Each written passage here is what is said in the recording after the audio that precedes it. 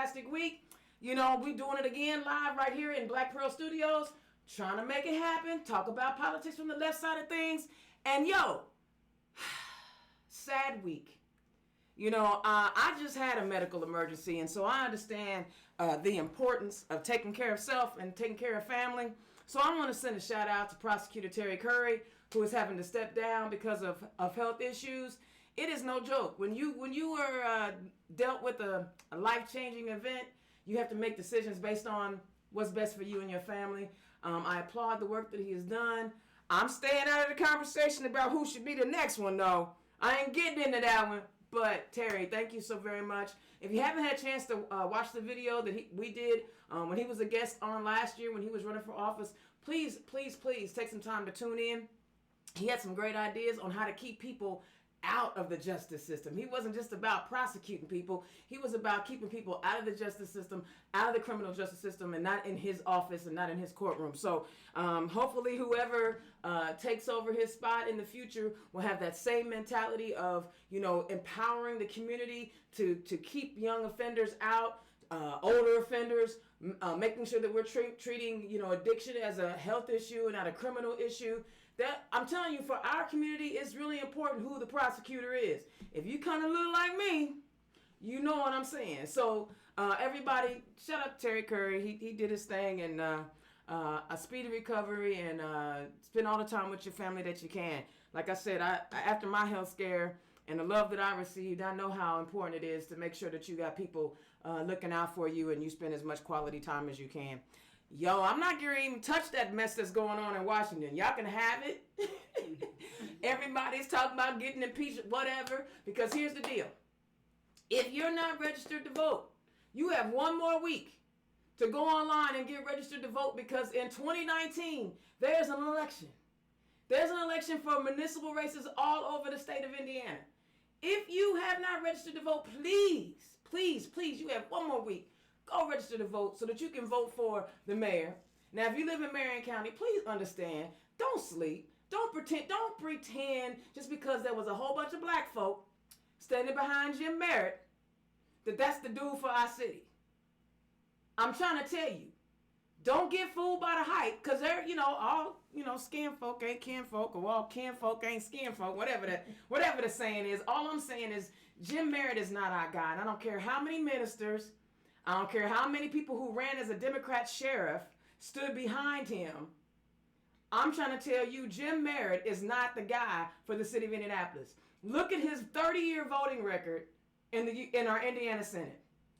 He has never stood with Indianapolis. He's never stood with the diversity of Indianapolis. He has voted 100 times against LGBTQ plus communities, which in Indianapolis, that is the largest of all the places in the state. That's where the largest community is in Indianapolis. He's voted for voter IDs, which disenfranchise most people of color. So listen, I'm trying to tell you, he's not been down for Indianapolis. So don't sleep. Please, go get registered to vote. Go make sure that you check your registration, because at the State House, they'll purge you in a minute. They will kick you off the roll. So make sure that you are registered to vote. You have one more week so that you can cast a vote. Also, we have a slim margin on our city county council. Slim. We got to hold on to the council. Don't sleep on any of these municipal races. There's a lot of races all up and down the state in 92 counties. Whatever county you're in, find the person that is on your team, on your side, and make sure that you are registered to vote so that you can cast your vote for them. Because, I know the noise in D.C. is loud and it's entertaining, and, the 2020 races are exciting. But, politics is local. And if you're not involved, you won't have any say, and the next thing you know, I just want y'all to think about this for a minute. Republicans run the State House. They got a supermajority in both chambers, and they have the governorship. And we rank at the bottom of every positive statistical category that the country has. And we rank at the top of pretty much every bad statistical category. We're bad on environment. We're bad on healthcare. We're bad on infant mortality rate. We're bad on education. Come on, we're bad on taking care of women and all of. This is what they do when they run everything. They suck the life of pay, wages are stagnant. Now, just imagine if the Republicans take over the largest economy in the state, and which is Indianapolis. We generate more money than any other county because we have the highest population. It's easy. Do you want Republicans hold on to that too? Dog, then we really will be in a world of hurt. And I'm just saying, don't sleep. 2019 is too important. Y'all, it's a sister night. I'm just gonna tell you straight up, it's a sister night. I'm bringing the funk. I'm bringing all the funk. Yo, I have two of the most dynamic women you are going to meet who are running for office. Sister night. Yes, yes, yes. I love it. First off, my girl in the Indianapolis City County Council who've been holding it down for years. I posted a picture of us 4 years ago at the Circle City Classic. That's how long me and her been putting it down. Y'all give it up to my girl, Keisha Jackson. Tell the people, Keisha, what different district are you running in again? I can't remember. Keisha Jackson, current City County Council for District 14. Yes, yes, yes. Now, this is a new one. We love her because first of all, she's a team player. Everybody in Lawrence has been doing that thing. All the at-larges have been banding together and working their tails off and knocking doors. They've been knocking doors even with people like Ethan, who's running for Indianapolis City County Council. I'm telling you, I had all three candidates on, at-large candidates, and this is the final one. Y'all give it up for my girl, Lisa Chavis, who's running for Lawrence. That's what I'm talking about. Yeah. Lisa Chavis, who is running in Lawrence at large. Welcome, ladies, to Turn Left. Thank you. I've been trying to get you on all year. I had a big bar and steel. No, I just had to take the time. It was good, but thank you for having invited me. Absolutely. So, ladies, before we get into who y'all are, I want to just kind of drop some. I want y'all to drop some knowledge on the people about why 2019 is just super, super important, and that people need to make sure that they're registered to vote, and obviously vote for y'all. I'll start off if you don't mind. Go for it. I think folks need to be registered to vote, first of all. And you can vote. Go to indianavoters.com to check your voter registration and to register to vote, indianavoters.com. I think that this year is critical in the municipal races. That's where especially I'm going to talk about Marion County, your mayor race, because we do have a mayor that has a contested race with somebody who is now coming into the black community who we've not seen in 30 years. 30 years. It's important to get out and vote because city council needs to hold on to its majority. If we lose 2 or 3 councilors, lose their district, we could lose the majority. And what that means, some of these proposals, this infrastructure that's been done, the support that we've given in the community could not happen over the next 4 years. Absolutely. If we lose the majority. Absolutely. And why you should vote for me, because I've just been an advocate. I've been a team player, community person before I got on the council. I did a whole lot about some information with me to read at a later date or point if possible. Yep. But Jackson takes action. That's what's up. Just recently. Did she go back to the 80s though? Jackson? No, that's Action Jackson. That was my last campaign. This campaign, Jackson takes action. I say that just most recently because before I got on, I saw the importance of resident engagement before I got on the council. And then even more so, what resources and advocacy from a higher level of local government what resources and funding and support could I bring in if I was on actual city council? And seeing that, one of the things I ran in 2015 was, hey, I'm going to get Oak Tree knocked down. And guess what, guys? I released a statement. I saw that. I saw that. So it is going to come down. The High Supreme Court for Indiana ruled in our favor. Good. So we're just waiting on some I's and some T's. I's get dotted, T's get crossed. And the next step is the bids to go out, which they've already gone out, and we'll go through that process. But if it doesn't happen by December, it's coming, folks. It's already a done deal. It's already a legal record. You can check it out yourself. We're just going through the process right now. That's what's up. What's up? Lisa Chavis, tell the people why 2019 matters. So 2019 is important for the city of Lawrence specifically because last cycle, 2015, was the first time in the history of the city of Lawrence that we had a Democratic-controlled council. So first are always good, but we're trying to keep the momentum. We have been able to work, even though it's a Democratic-controlled council, we have a Republican mayor. So it has been very important in the success to work in a bipartisan manner to get things done in the last 4 years. And we've got a lot of stuff accomplished in Lawrence, and I'm looking forward to 4 more years of more progress. So 2019 is important because we need to get everybody across the finish line on the Democratic side. I agree 100%. And she's the president of Lawrence Council. So Come on. That's what's up. That's what's Are you the up. first black president of the council? First female. Female. So that's accolades. And when you bring that up, because see, over the last 18 months or so, melanated women have been the targets of a lot of different things. Yes. But the bottom line is that when it comes to this party, sister's been holding it up and holding it down, managing everything to make sure that the Democrats stay on track. I mean, when they look at the totem pole of our society, they always put us at the bottom. And I've always said, no, we ain't the bottom. We just been holding that totem pole up because that's who sisters are. And we have to fix things. We, whenever things get all kind of jacked up, we as black women have to come in and fix it. Talk to me what it is for you to be an African-American female running for office, holding office, and doing the work that you do for the community. Well, for me, for holding office, I'll start there first, and then I'll say running. It's one of 8 of us, African Americans or blacks, however you guys want to. And they but 2 women on that. And only but 2, myself and Maggie Lewis. Shout out to Maggie Lewis. She'll be on in a couple weeks. Who's our current majority leader for the council. So we are 2. We made history in 2016 or 2015 November election. We first time Democratic control in the council, and even though we only have 8, that's still strong. So we want to maintain that as well. And I think being a black woman on the council, for me, I understand. I can't speak for everybody, but I understand.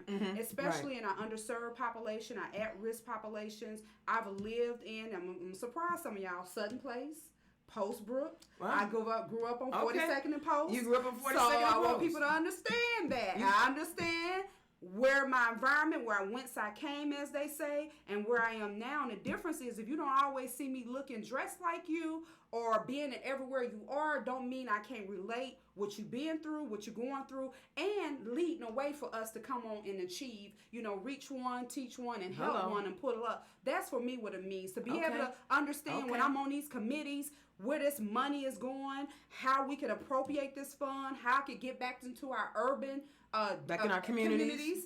For our black folks and for folks of color, and for our brown folks as well. Come on. And for as well as just those our districts that's not being served. And everybody wants to overlook them, but until you have someone who looks like us that can represent us, then that's where it's important for me to be on this council. For me to run again, I like to win re-election. I like to ask for you guys to support who's watching and listening, because I believe in asking folks. Don't assume. I want you to vote for me. I'm going to tell you why. Because I'm for infrastructure improvements. In council district alone, I have allocated over $25 million in infrastructure. Post Road from the highway at 25th Street to the north to Pendleton Pike, down on 25th Street, 42nd Street, Mid-Hoffer. You got sidewalks on Mid-Hoffer. We ain't had sidewalks never, ever, only on a certain part of Mid-Hoffer, and we got it now. Get her done. And what get her done, Jackson takes action. And then I want to do the my next project that I don't have enough funding for, so we're trying to get match money from the state. It's German Church. Hey y'all, I've been listening to you. They're now just approved the southern end of German Church, which is south of, I think, Brookville Road, that area. But we need, I definitely know 25th Street north to 46th Street needs to be done. Now, I can't take care of nothing past 46th Street because my district stops. That'll be Allie Brown when she gets done. She can help you with the rest of it in Lawrence. Stonewall endorsed. But right now, what I'm saying to you is, I am a woman of character. I am a woman of integrity. You can ask anybody. I'm a woman who sets for example. I won't ask anybody to do anything I'm not willing to do myself. That's what's up. I am a leader, but I can also follow. I don't always have to be in charge. Girl, say and it there again. is a difference, folks. My name, Keisha Jackson, don't always need to be said or put at the top. Hey, y'all, it's about partnership, collaboration, community engagement for that community reinvestment. If we don't pull together to tell these folks, not ask, tell folks what we need, then there's the problem. I want you to vote for me because I want to hear what you want and be the advocate for that. Girl, I told y'all this was a sister girl show today. we bringing the funk. Lisa, talk about it. So, on the council, I think the role that I have played and what I really have strived for over the last 4 years is I'm a consensus builder. Okay. I'm a team player. I'm very transparent. I mean what I say, and I say what I mean. And I will tell you, Democrat, faithful, loyal Democrat, I'll have the same conversations with you that I have with the person across the aisle. That's what's up. Because, I ain't scared either. I think I try to, politics is an afterthought for me. Okay. I didn't come into this desiring to be a politician. I came into this to get the experience, to learn about municipal government, and then to see with that knowledge things that I could do to make things better for my community. Okay. So I make my decisions based on the issue, based on our constituents, and the impact that dollar, every dollar that we spend, has on our community. Politics is never something that comes in my mind. Okay. I'm digging these answers. So let's dive. Let's just go on in. Lately, there's been a lot of talk out there about a black agenda. Every election cycle, we talk about a black agenda, what black folk need, blah, blah, blah. And here recently, after the latest mayoral debate, there was some concerns from some listeners that neither Senator Merritt or Mayor Hogsett had a black agenda. I'm of the belief that they shouldn't have a black agenda. We should have a black agenda for them and then ask them how they are going to address our issues. I would love to see us, but seeing, first of all black folk ain't the same. So by the time you get all the little consensus together, you may have a black agenda or you may have an agenda that is for black people. I think that's two totally different things because you want to uplift everybody. Talk about this overwhelming need to have these two white guys who ain't from our communities try to come up with an agenda for our community versus us creating an agenda for ourselves. Y'all go. Come on, let's just do this. Well, I agree and I disagree. Okay, bring it. So I think the mayor or whoever should have a black agenda of what their vision is for the brown and black community. At the same time, before implementation, meet with the leaders so the leaders can take it down to the community level and that we can be on one accord with that agenda. When you leave off an agenda for the black or brown community, what it says is we're not in mention at all. So when you do economic development, we're not included. Okay. When you're looking for jobs or skill paying jobs, we're not included. When you want to talk about the housing market, we're not included. When you want to talk about investment and reinvestment in communities, we're not included. So an agenda, you do meetings. Agenda just states what the topic is at hand. When you come to that meeting, you flush out that agenda. So what I'm saying is I think it's both. I think they need to have an agenda, bring it to the leadership of the community that includes whether that's local, state, and federal organizations, level, or not, individuals. And then we have community input time and flush some things out and say, Mr. Mayor, this is what we want our agenda to be for the black and brown people. So you basically saying, you've been around long enough. You know that we out here. You should have some idea. I've always been ahead because I'm always afraid that they going to tell us what we need. See, I'm always afraid of that. Right now, I even like them telling us what we need. Right now, we don't have nothing. Well, and see, and I'll be honest with you. I earlier this year, don't have a thing. Say it again. I don't have a thing. Okay. So earlier this year, one of the things that I was really proud of, one of the things that I was working on, I was having meetings with Pastor Green. Mm-hmm. Pastor Green is the president of Concerned Clergy. Mm-hmm. I'm the president of Indiana Stonewall Democrats. Mm-hmm. So you got gay folk and clergy coming together to have, I'm going to say that again because y'all might not hear me. We got gay folk and black clergy coming together to talk about how can we address the needs of the black community and what those look like. We put some feelers out there and tried to bring some folks together. It just didn't really work out like we wanted to. We ain't done trying. But how do I some other organizations doing? I know about 3 or 4 major organizations here in the city of Indianapolis that are doing the same thing. So how do we get people interested? Because I don't want just organizations. I think. Well, you got to start somewhere and then right. take that and do a white wall and see what they say and say, does it match up with what we're thinking? And the only reason I'm saying have when you go through, when you're a politician or elected official, you have insight that the public doesn't have. Right, and right. they have insight that we may not have. Right, right. So mirroring the two together at some point, having them come up with their agenda, us coming on us, and seeing we can flush out, I think is a good way. And that's what I was hoping to do. So what do you? I don't want to cut you off from this conversation. I think the you were talking about the Black agenda. And Marion County definitely have some needs that are unique to Marion County. Absolutely. Versus the city of Lawrence. And for me, a lot of the issues that we have aren't necessarily just Black or brown issues. They're community issues. Okay. So when you talk about things like food deserts, when you talk about things like improving our infrastructure, those things are not Black or brown issues. Those things are community issues. Okay. When you talk about things like pay for our first responders, votes our police, our fire, those aren't Black or brown issues. Those are community issues. So I think, when we look at things very specifically as it relates to jobs, to me, that's a community issue too. Okay. Of course, I want to make sure that the jobs that are brought in, high-paying jobs, living wage jobs for the city of Lawrence. Wait, you don't want to go to China and I don't want to go to China. Bring some more of them $12 an hour jobs? I don't want to go to China. Because that's where your governor is right now. Yeah, no, I don't begging want to go for to $12 China. an hour. I want those jobs Begging. right in my city, in the city of Lawrence, and I want to make sure that our Black and brown constituents have equal opportunity and access to those jobs just like everybody else in the community.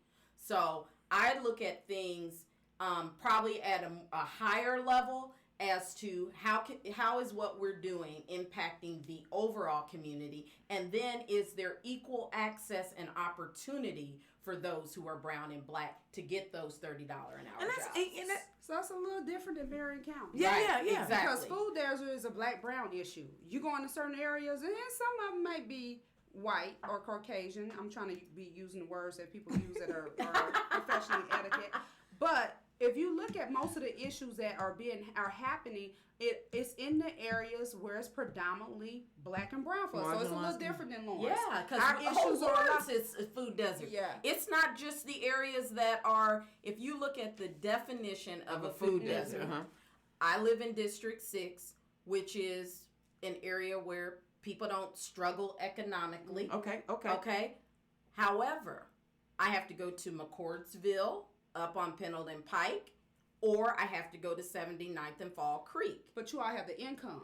You got to have the two. But it's about access. It's about income and access. It's both. And so y'all have the income that you should be able to have the transportation in some form. When I'm talking about the communities I'm talking about, they most of the time don't have either one. So we have that too, right? We don't have the 46 imposed. So we've got all the way from 46 imposed all the way over. So what I'm telling you is, though, the food issue is going to very quickly become, even though you may have the financial means, and you can drive to where you need to get to. There you go. You still. What if your car break down? So how are you affecting the environment? Exactly. How are the carbon footprint? It's all not good, regardless of whether you have the financial means or not. And we're number one for food deserts in the country. Yes, we are. Indiana. And see, and the way you, Lisa, the way you approach how you look at issues is kind of how I do from a state level. Because y'all know I love my state party, and I spend a lot of time at that level traveling around the state, having those conversations in counties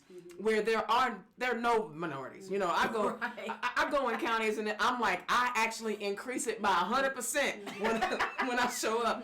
And but the issues are still relatively the same. We still got healthcare issues. We still have access issues. We have access to clean water and environmental concerns. And so when I'm talking to Democrats and constituents in these counties where there are no Black people like you, it is a holistic. But like you said, in Indianapolis, it is very unique. And I wanted to have that conversation because what usually happens is, first of all, a bunch of dudes usually get together and have the conversation, and we women ain't there.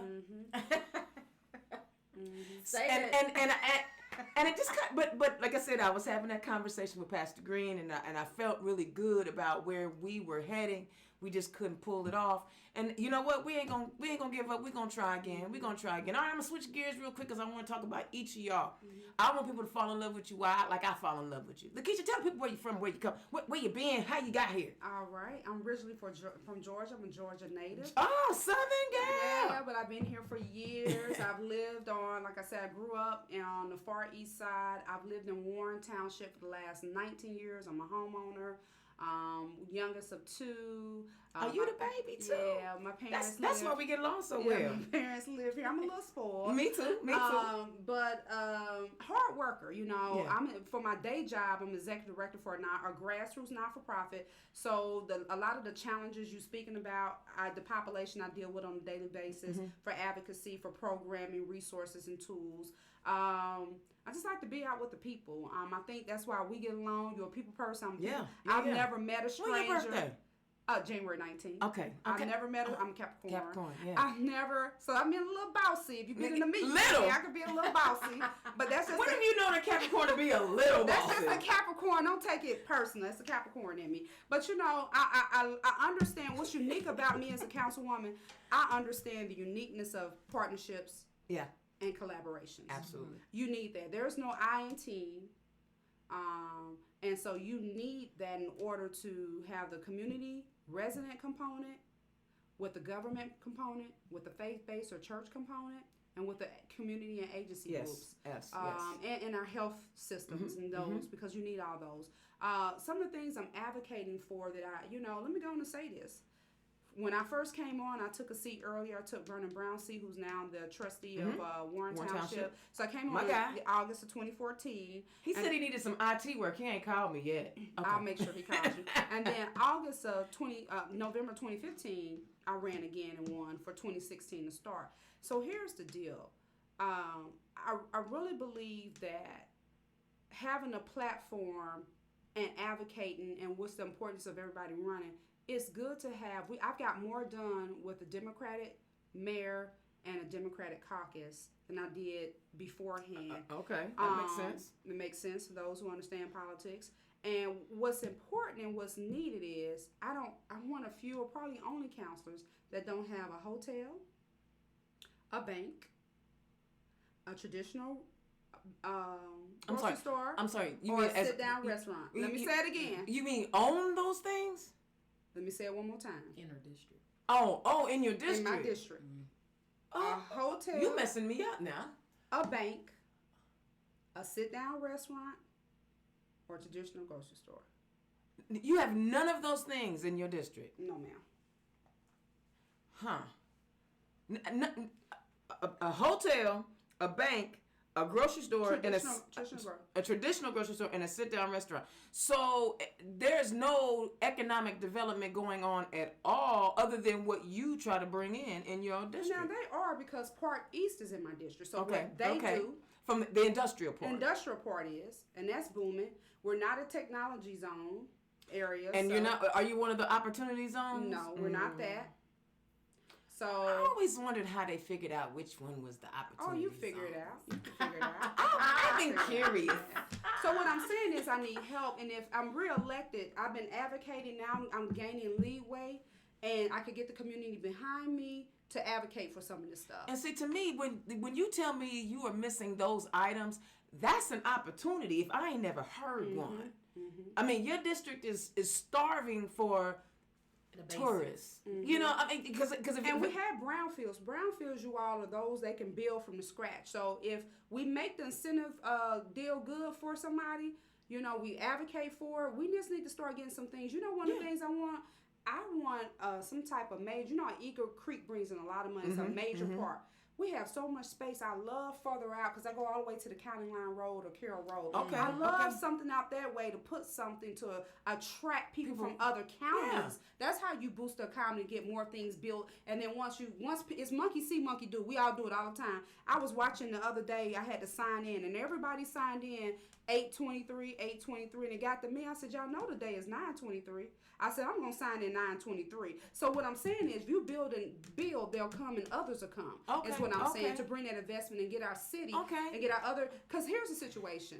I hate to say it sometimes, but councils we rep the whole city of Indianapolis. Sure you do. But we specifically are supposed to advocate for our district. Absolutely. Right. So the problem is, if your district don't look like my district, she'll handle that. I really need more people on board to advocate and say, hey, where's the gap at? Where can we help these other councils kind of bring their communities to somewhat for the quality of life sustainability that others are? And as well with administration. So if I can get that on board, and then I can get the residents to start to come out. I love the Far East Side Community Council because they rapping and doing their thing. I see that. I was a part of, I attend those meetings because I'm a resident when I can. I can't make all of them because, especially budget season. I'm downtown. And my mama told me the other day, you need to just get a bed, a cot or something and put it at the city county. And mind you, have a full-time job. And I got a full-time. And I attend community meetings and do stuff like this. I understand. Folks don't understand that if I can't be at everything, that's why. But trust me, if you need me, you got direct access to me.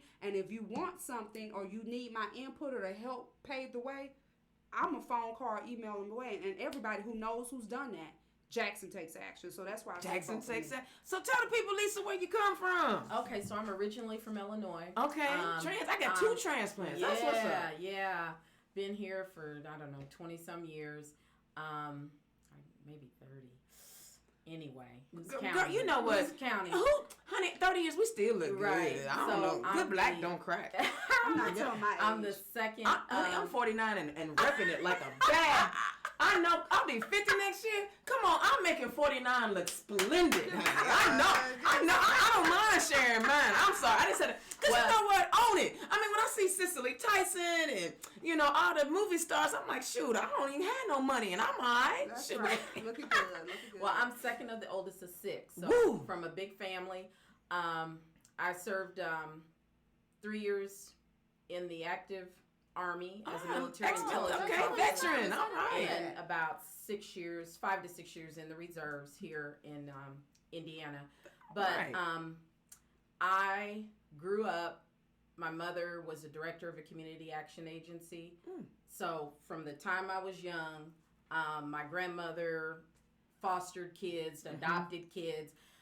My family's about community. So I grew up in that environment. So we were always very active, involved with anything that had to do with the community. So I think I get that, honestly. And so I care about what's going on. I'm a mother of 2, been married a lot of years to my husband, John. Hi, John. You ought to be watching Turn Left, though. I'm just saying. Say hi to the man. He should be watching. For professionally, I'm a manager for Anthem. So I'm in the healthcare insurance industry. And I just enjoy the job. If I didn't enjoy the job and didn't feel like what I was doing made a difference, I wouldn't do it. I'd find something else That's to what's do. up. And see, those are the things I think that are important because I always say that I'm a wannabe politician because I think you have to actually somewhat be successful or win a race, in my opinion, to actually be called a politician. But I think even before we're politicians, we're servants. I think that if we, and I tell people when I run across the state, please don't get into this because you think you look cute on a poster or a mailing. Or money. Or well, yes. Yeah. Please. No money in it. No. Well, and yeah, because see, the money is what corrupts it. It's the love of money that corrupts what we could be doing. For example, our IPS schools, every time they close one, somebody can come in and buy it for $1. So now you have a land grab going on to benefit private organizations when our students are still struggling in Indianapolis with quality education. Me and my sister were just talking about this the other day. But if you're getting into this to serve the community and you understand you're working to improve lives, that's what it's all about. And that's what I'm hearing from both of you ladies. But taking it from very different angles because you have very different and unique issues in your communities. But the bottom line is you're like, yo, I want to improve the Far East Side. Yo, I want to improve Lawrence. And what you have to do is collaborate. Talk about how the challenges you have in fighting for your districts and fighting for your communities.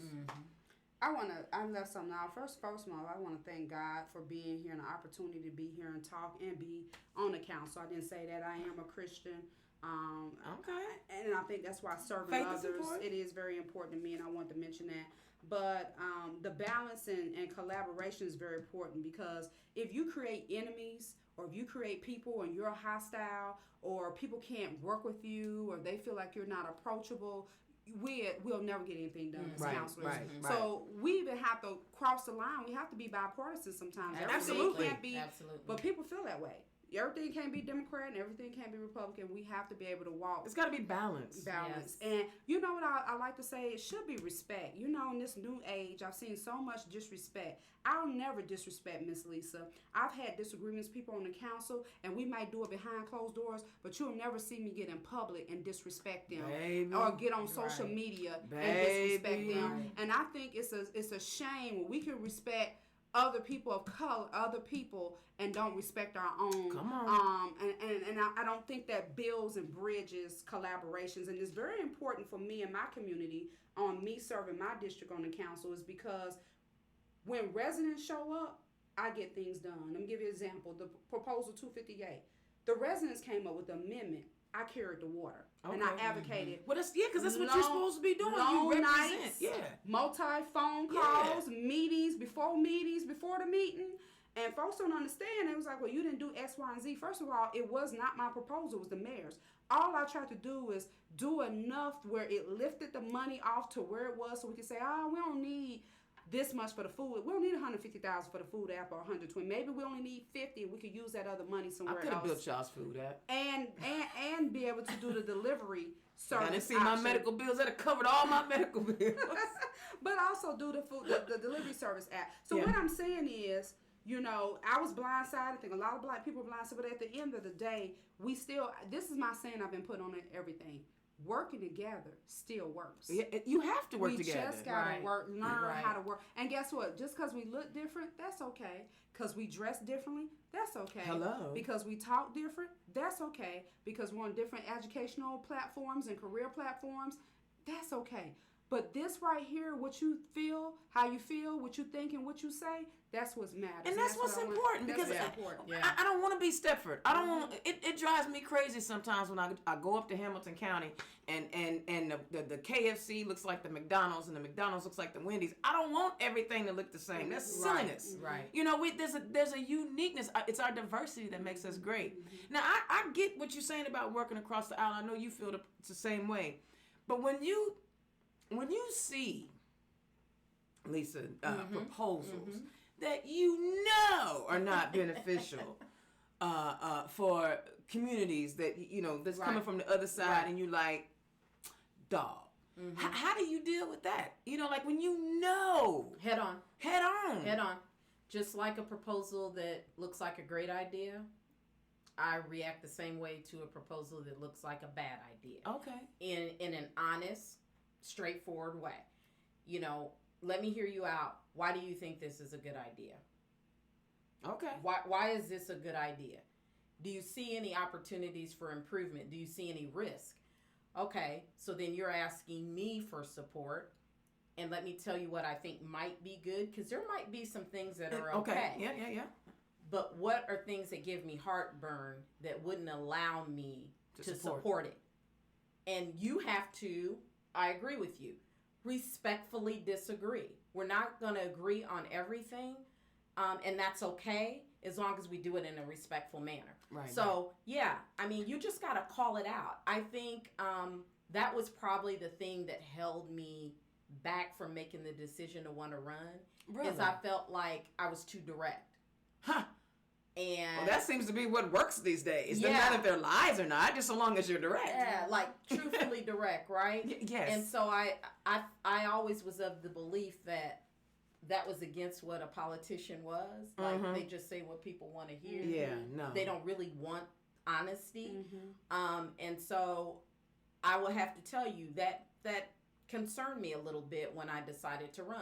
And then I said to myself, Lisa, you have to be true to who you are. That's right. And when people get to know you, they will either respect that or they won't, but that'll be on them. You still have to stay true to yourself. And I think Ms. Jackson, my experience with her has been very similar.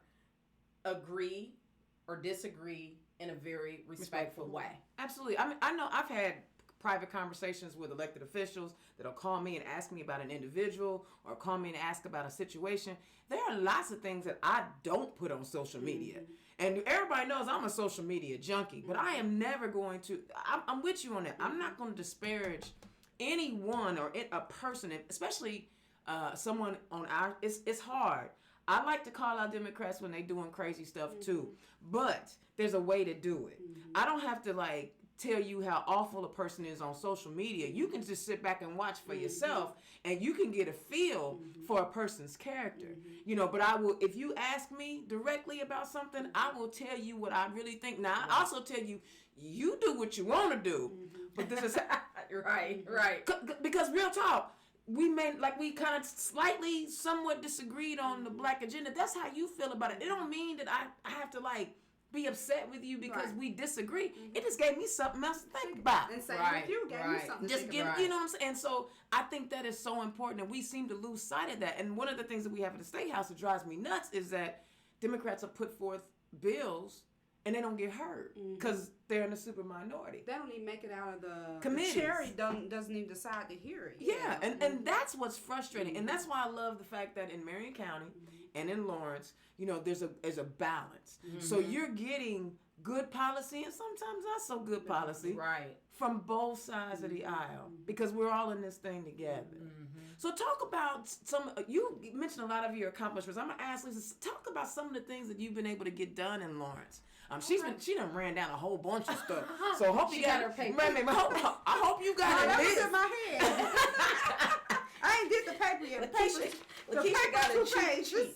I ain't mad at you. Talk about some of the things that you've gotten accomplished. So one thing in this budget period, and something that I'm really excited about is, you know, we have a serious wage gap for our public safety.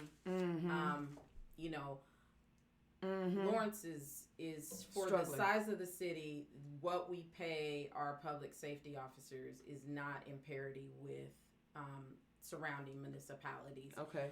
So therefore, it's hard for recruitment, retention, and so that was an issue and has been an issue for many years. But it's an issue that, you know, just sort of keeps getting band-aided. And with the work of having a balanced budget and being in the black and doing very well financially. Who doesn't want to be in the black? Right. Financially for the city. You know, we've been blessed with the opportunity to give our public safety officers, both fire, police, and our city employees, a 6% pay increase. Dang! Which is Fatty sort Cadera. of unheard of. Fatty Cadera, city county controller. That guy's 6%. awesome. He is awesome, and I'm giving him grief, and he knows I'm giving him. I could, 6%. 6%. Squeezes, if you can work that out. What is it? What they say? Water out of a turnip. He better keep on squeezing so he can get Dana her extra 4%. Because I've been with the city county now for 5 years. I ain't seen hide no hair of a raise. So I'm gonna let President finish, but on that, since you brought it up, you know, the council came up with a proposal and it passed and pushed that city employees, we've gone through every department where they're at least everyone's making $13 an hour, because we had some that was making less than that. Yeah. The challenge with that, I'd like to see everybody at least at $15 or $16 an hour, because here's the challenge. $13 an hour, I still need some type of assistance. And sometimes that 13 puts me right at the crevice where I'm overqualified. Or you can't get what you need because of your income, and then you're still in the same spot. So we do $15 or $16 an hour. That base allows them to, you know, be able to, that $16 for Indiana, when they did the study, shows that for $16 and $18 you should be able to provide housing, transportation, and food for your family, especially your food. But we really need, I know I'm saying for Indianapolis because we're low on end, but I really think everybody needs to be making $18 plus. But We ain't got there yet, but for at least you, Dana, I don't know where you're at, but I know we shouldn't have any not contracted out, but city employees making under 13. If they are, y'all make sure y'all email me, Lakeisha, LAKEISHA.Jackson, JACKSON at indy.gov, and we're gonna talk to your department head because we're in the budget season. I'm the department head. Well, yeah, so. yeah. And I mean, quite honestly, I mean, if we can't get our city employees where they need to be, 6%, and we're out there advocating for higher paying jobs for the community, we got to clean house first. That's yes, right. absolutely. Okay? Because we can control our wheelhouse. Okay. Yeah. And so to me, sincerity, or how you really show that you mean what you say on that front, is you start making sure that the people that work for you are making a living wage. Right. Absolutely, right. absolutely, and it's a struggle, especially when you ask people to put themselves on their lives on the line. Exactly. And you're not. I mean, I work for, as Kate Sweeney Bell knows, the best county elected official in Deb Jenkins. I work for the best county, but my job does not put me in harm's way. Right. If you got to go rescue somebody because they in a burning building and you're not being compensated, that's not really that cool. Trust us, we know. Speaking of burning buildings, Come on, What did we burning. just do Monday, Tuesday? Councilor Jackson and I participated in Fire Ops 101. Oh, that's why Zach Adamson had that suit on. Yeah. I'm still sore. And we are still sore. And I said when I finished, that was what, Wednesday? Tuesday. I said I should have took the rest of the week off. Okay. Wow. So I already had a good very idea. high level of respect for Our first responders. our first responders. Public safety folks. But after going through that training, I was like, can we find some more money? Yeah. Because you know what? It puts a clear picture on the value of the work being done. And the stress, And the stress on the body, you know, the emotional. Mental, Yeah. You know, it was eye-opening for me. One thing I want to do, I didn't know that they had lost their Y membership. So the city compensates, and we do a, where it's almost down to $40, $60. After Tuesday, I feel like it should be free. We can't come up with no money for it to be free. That at least should be $20 or $25. These people have to be physically fit. So you can look physically fit and not be physically fit.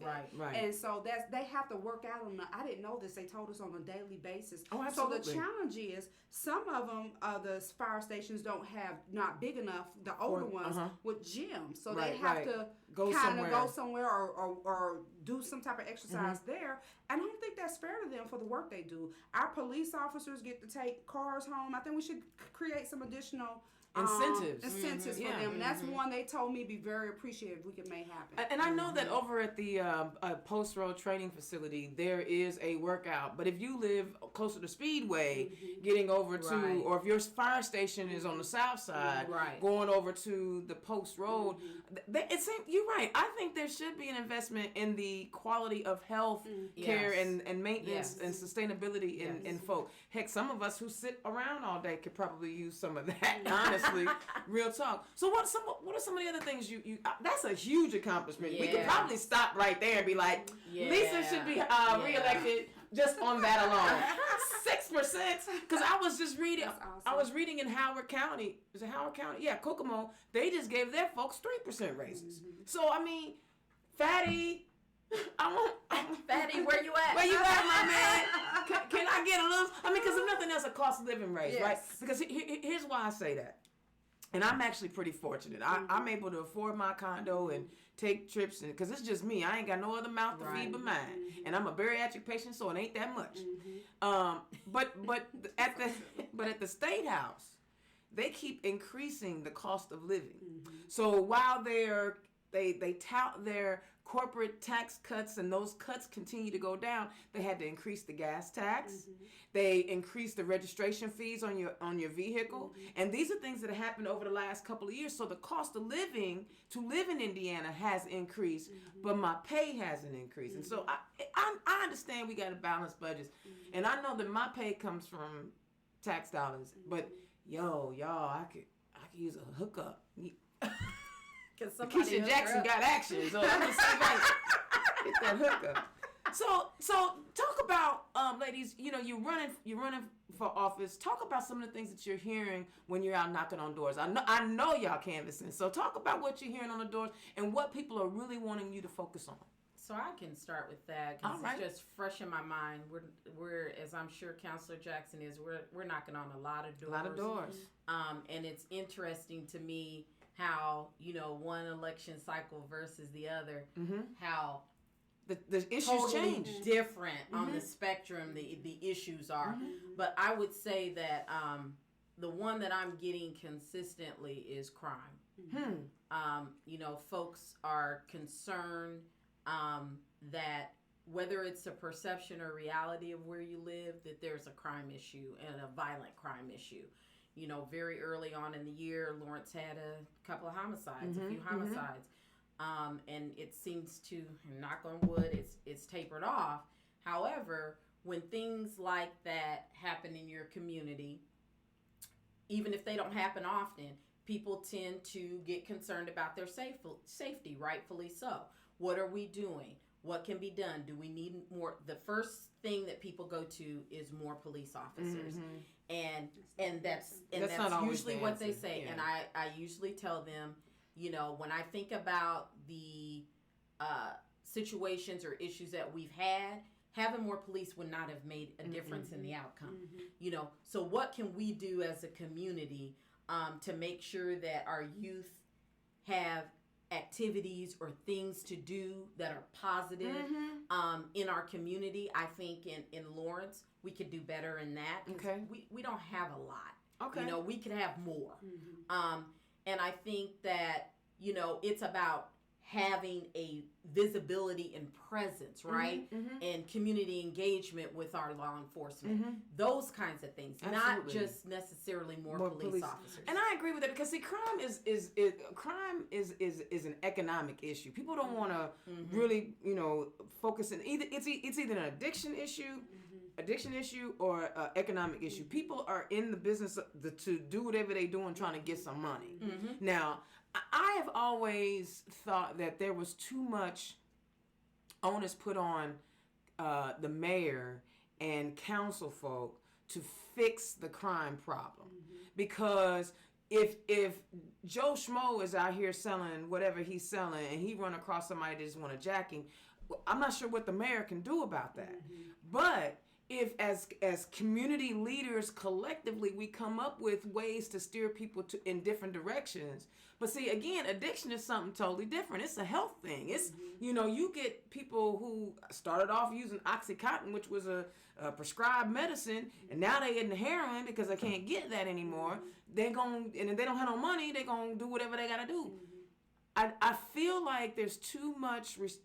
I think people put too much responsibility on elected officials when it comes to crime. That's just me. Yeah, more community involved. More community involved. Yep. And I think that when we ask the question about what can we do about crime, I think the question is, what can I do about it? What, like you talked about, more community activities.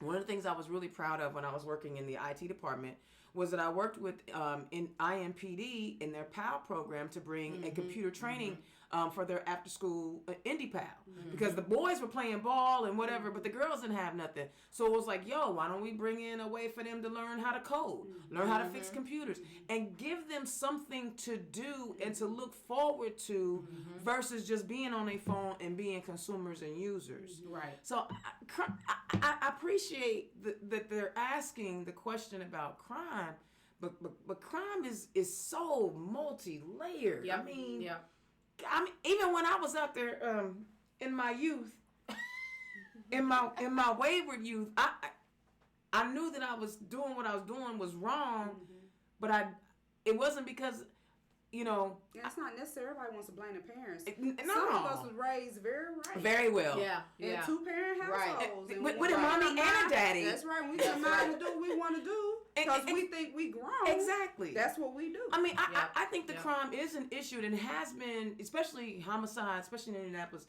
is going up. But I think, again, we need to look at how do we get that young man to choose a different path Right. when he's younger? Let's not wait till they're in the third grade, because we already know the statistics and the studies, right? Third grade is when they know whether they going to college or going to jail. That's right. They start building jails second and third grade. Exact, based on those numbers. So I mean, again, I appreciate them asking you that, but it's like, that's a but thing I will for put me. in a plug for the Reset Center. I mean, Reset. Now tell me what the Reset Center is. Yeah. So,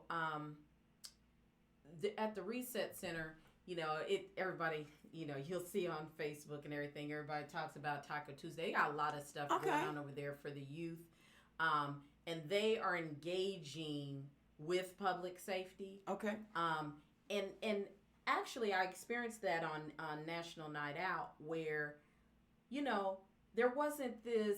It felt like a partnership. It didn't feel like us and them. Yes. And I think that is so important. You have to build trust between your public safety and the community. Absolutely. And if you start with the kids, that's a really good place to start.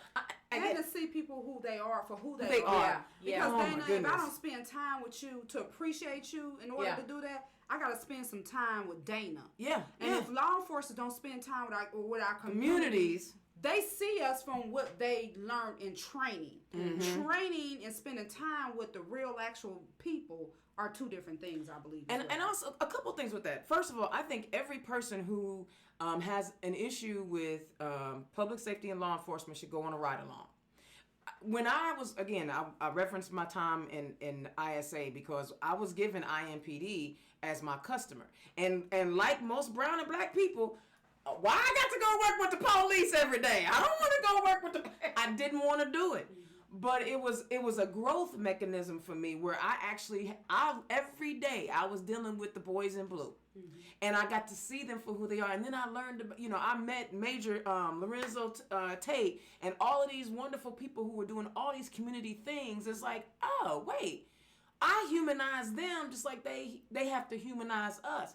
Going on a ride along will give you a good indication of what kind of things that they see, because you have to remember they also see the worst of our humanity.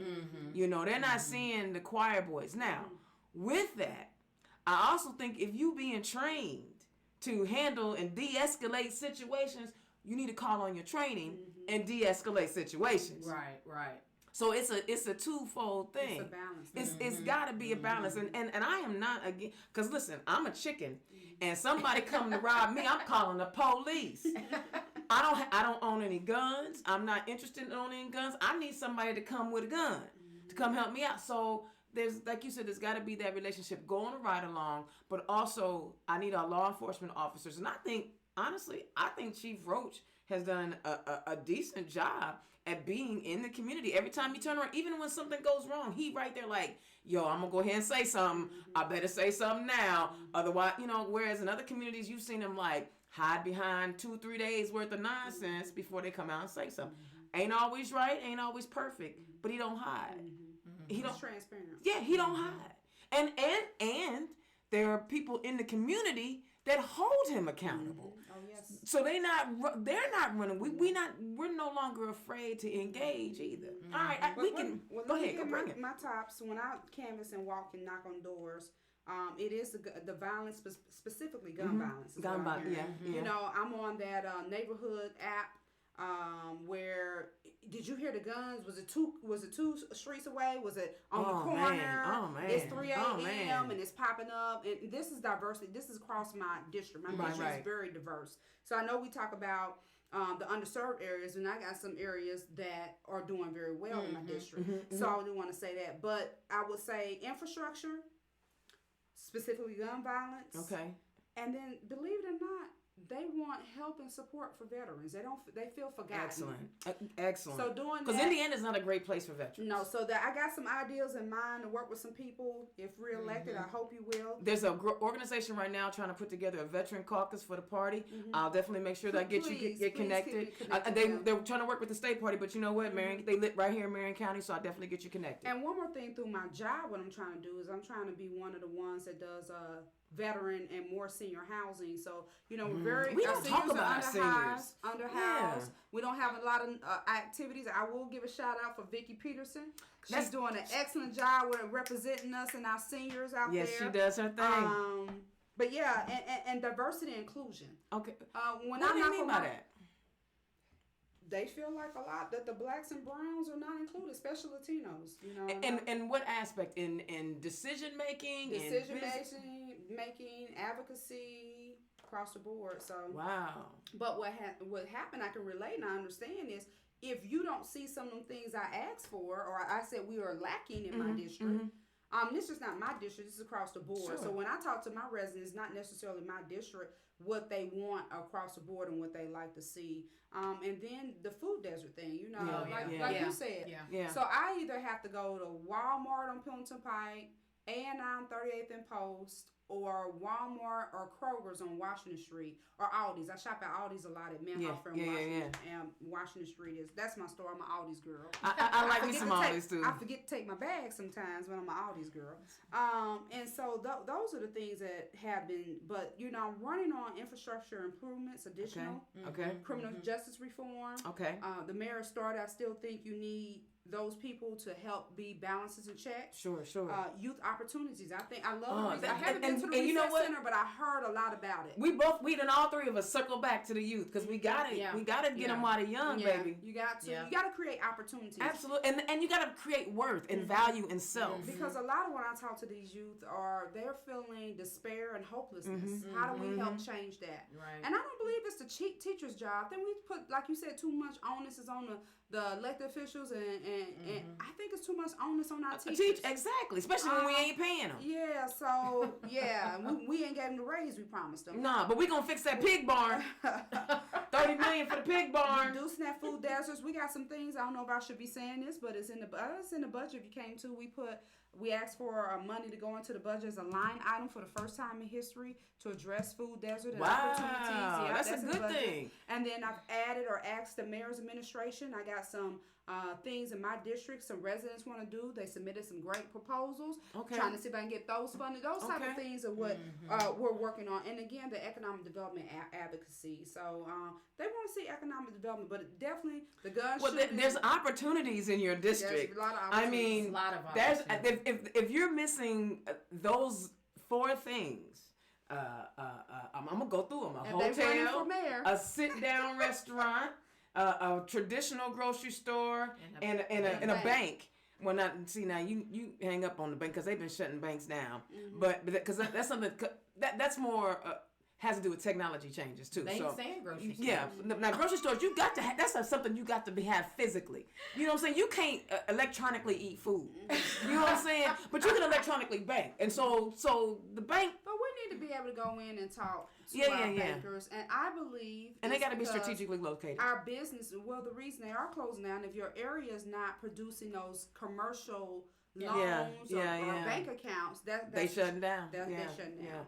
All right, y'all. We coming to the end of the show because I'm telling you, sisters doing a thing. We just be rapid. Tell the people where they can find you, how they can donate to you, and how they can volunteer for your campaign. You can do all those great things. I'm appreciative of anything. Anybody who actually truly knows me, I'm humble. Lakeisha Jackson, District 14, re-election. You can reach me on my website. My website is Councilor LakeishaJacksonIndy.com, and that's LakeishaJackson Indy, because I need you to know I'm in Indianapolis. Come on. .com. Or you can email me at Jackson for Council. That's the number 4. Council is spelled COUNCIL 2019 at gmail.com. Or you can phone me at 317-354-9283. Now I'm gonna tell you, since it's election and it's a campaign time, election time, and it's budget season, I'm on 5 committees. 4 of those committees meet on a regular basis because it's budget. And hey, y'all, if y'all haven't been paying attention, I've been posting on Councilor Keisha Jackson's Facebook page all about the budget process and what we have going on. You still have opportunity to sit in and input because we vote on the mayor's 2020 proposed budget, the full council, on October 14th. That's a Monday at 7 o'clock at the City County Building. But if you can't remember anything else, Lakeisha.Jackson at Indy.gov, Lakeisha.Jackson at Indy.gov. Because before I do a formal race or anything else, I need to be able to meet you right now where you That's are. what's Right up. now, I'm a current city county councilor, a seated councilor, and I'm here for you. I'm here for the people. Vote Lakeisha Jackson, November the 5th. Go to register if you haven't by October the 7th. The That's deadline right. is the 7th. 7th. Get it Early done. voting Get it starts done. October 8th. And then again, the polls are open November 5th, 6 to 6. Vote and register to vote, indianavoters.com. Thank you so much for I like having your me. little thing. You Thank tell the you. people where to vote and everything. And in case she didn't tell you, I had to go sweat bullets in front of Lakeisha Jackson because that's what me and Deb Jenkins had to do. We had to present our budget in front of Miss Jackson. Sorry, Miss Jackson. Ooh. All right, Lisa Chavis, tell the people where they can find So you. you can find me on Facebook, Twitter, chavisforlawrence@gmail.com, and you will not get my cell phone number. You're not doing that. We love you, Lakeisha Jackson, but you can get me those You better 3 get ways. you one of them Google numbers. It's off right now. I mean, it's on, but email me. I'm getting that quicker. Yeah, than I tell people all the time, phone calls are difficult. Yeah. Send me an email Email. or a text. And then it's documented. Yeah. And I will say one other thing too. You know, knocking a lot of doors and stuff. You know, there's definitely a lot of Democratic support out there. I From love what it. I It feels have good to be a experienced. Democrat. But I think the important thing is that, you know, yeah, you're supporting Democrats, but that's not going to mean anything if you don't come out and vote. You on gotta November vote. 5th. You gotta You vote. have to come out and You gotta vote. Either one of y'all got some fundraisers And coming you up? can vote at any location. That's right. That's right. Anybody got fundraisers? Yes, I got a fundraiser. You got a coming. fundraiser I do coming up? too. You let you go. Gotta know. Let me gotta give know. the date, October 3rd. October 3rd. We're having a One Lawrence, so that's the at-large team, Okay, Allie Brown, at Porter's Books, Okay. Okay. 7:30 a.m. to 9 o'clock a.m. So come on through on your way to work. Have your coffee, have your Danish, Ooh, and bring your that's checkbook. early. But hey, that's for the people that, you know, getting off on third shift. There you go. I love October it. 10th at Giacomo's, October 10th. 4:30 to 6:30. Okay. Come hungry, bring your checkbook. That's what's up. Bring your check. But I like Giacomo's too. I'd All right. rather you phone bank for me on September the 30th. Phone banking. At Okay. 5:30. Okay. 5:30 to 8 at Amberwood's Apartments Clubhouse. Amberwood. 10202 John J. Drive. It's safe. I know. I was just thinking about when I was 18. Yeah. When I was doing Back in in the Amber day. Woods. Oh, I know back in the day. But that's Monday, September the 30th. You can show up anytime between 5:30, at least by 6:30, so you can get some calls in no later than 7. Absolutely. We'll wrap up at 8 again. Amberwood's Apartments Clubhouse. You can Google that. But, you know, if you want to make a donation to me, go to my website. That's what's up. Councilor Keisha Jackson Indy.com and make a donation. I love for you to canvas with me or phone bank. I got a phone banking coming up Monday. That would mean that's more than money to me right now. That's what's Right. up. Come on Right. out, I meet me, yes. phone bank with me. And lastly, I'm having millennials and first time voters event. So Oh, we always leave out okay. our millennials. We don't really not have been as much inclusive, but we probably need to be, and want to show them some love. That's going to be Thursday, October the 3rd.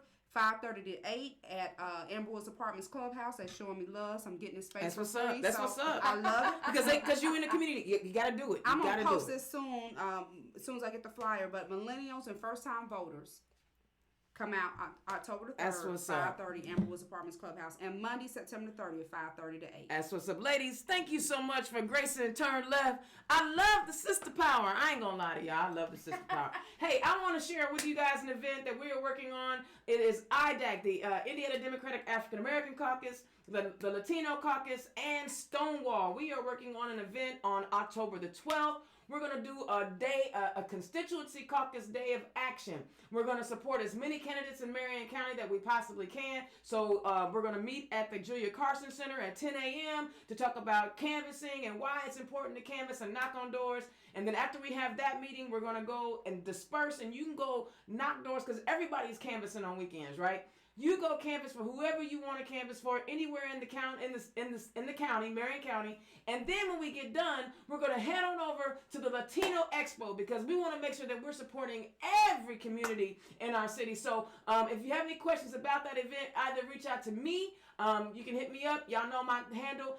Ashley Gervitz, who is president of IDAC Marion County, and Elise Schrock, who is the brand new voted in Latino Caucus president. We try, you know, she just got elected, so we trying to give her a chance to kind of get in. So reach out to me and Ashley on this event. If you are a candidate and you want to participate in this, Come on down and talk about why it's important for people to canvass in your district, because this is about rallying our troops, rallying our people that are in our caucuses, because we want to show support to everybody in Marion County. This is not just endorsed candidates. We're talking about anybody that's on the ballot in Marion County. We want to help out and do some positive work for. All right, Indiana's own Dana Black, thank you so much for tuning in to Turn Left. I really enjoy doing this show for y'all. If y'all like what we're doing, please consider donating. I got a nice new carpet on the floor to help bring the echo down because of donations. So all of these things that you see that are happening here is because people I believe that the work that we're doing adds value. So if you Jackson for Council will be making a donation. I love it. Yo, we'll check y'all next week. You see, I got some heavy hitters, baby. I got the president coming on. I got Indianapolis City County Council's gonna be stacked. I got my girl coming down. We finally got Michelle Chambers scheduled. We gonna have her come down. Yo, it's all about the municipal races. We ain't tripping. 2019 is too important. Don't register to vote. I'll holler at y'all next week.